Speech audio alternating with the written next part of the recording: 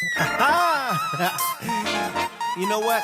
If loving the Lord is wrong, I don't want to be right. Come on, choir, sing it. I always had a love for gospel music. I started out at the age of 5 playing drums at my dad's church. I am a preacher's kid. Being a pastor's son, you had to do something.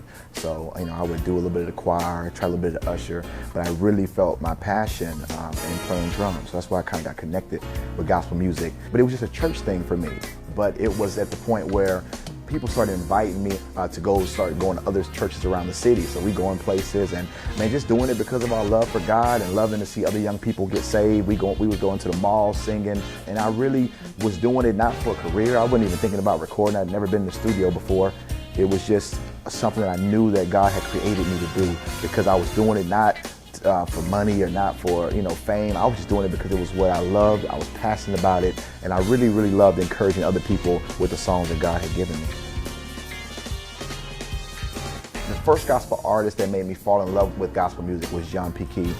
But the first gospel artist who made me want to do gospel music was KIRK Franklin. Man, it was just blowing my mind. He'd be remixing songs, and just to see how he was able to get all age groups excited about gospel music was something that I really, really took to, and I really loved that it didn't have to be just an old school thing or just a new school thing. He was able to blend the two and got everybody just excited about Jesus. To this day, he continues to mentor me, he continues to give me advice. He's just been there. He's been consistent as a role model for me as well. So big shout out to KIRK. Without his influence, there never would have been a James Fortune. You know what? This is what I get most excited about, because it really shows how God is able to redeem us if we're able to, first of all, be accountable. I spent so much time trying to defend lies, and God was like, don't worry about that. Just man up, be accountable, take responsibility for your actions. And that's when I begin to see things change for me. Right now we're at a time where, abuse in relationships is something that's, we're bringing more light to it, even in the church. It wasn't talked about as much.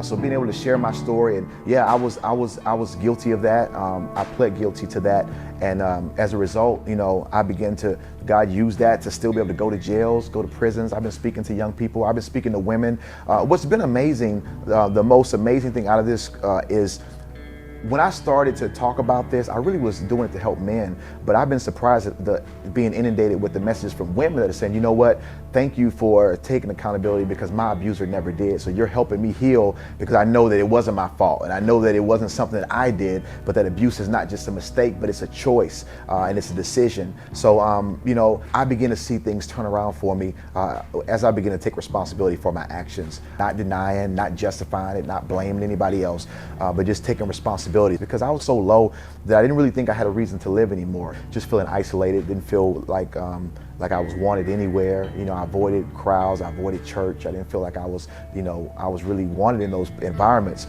I contemplated, did I really want to even live anymore? And I'm gonna be honest, I think if it wasn't for my children, that's the only thing that made me hold on, because still looking in their eyes, still seeing that they love daddy no matter what, was reason enough for me to continue to fight this and continue to, get through this process and go through this journey. That wasn't fun, but it was necessary for me to become a better man, and for me to show my daughters and my son that you can bounce back after a setback. This doesn't have to be the end of your life, that you're gonna make decisions that are negative, and it's gonna affect more people than you sometimes, but you gotta be able to say, you know what, I may have made a mistake, but my life is not a mistake. I may have failed, but I'm not a failure, and I can bounce back from this. And that's kind of been, like you say, the testimony of this redemption, being able to come back saying, yeah, it was me, but that's not the end of my story. That was a chapter of my life, but I believe that one season doesn't have to determine your whole life.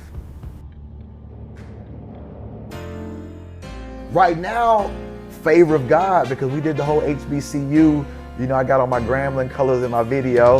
Favor of God is fun. It's got a go-go feel. Went with the DC flavor for the go-go, and we're just having a lot of fun doing it. It's a new single. It's climbing the charts, already top 15 on Billboard. And I think I'm the first gospel artist, from what I've heard, that have actually did a whole tribute to HBCU colleges on a gospel album. So shout out to them for showing me so much love. I appreciate it.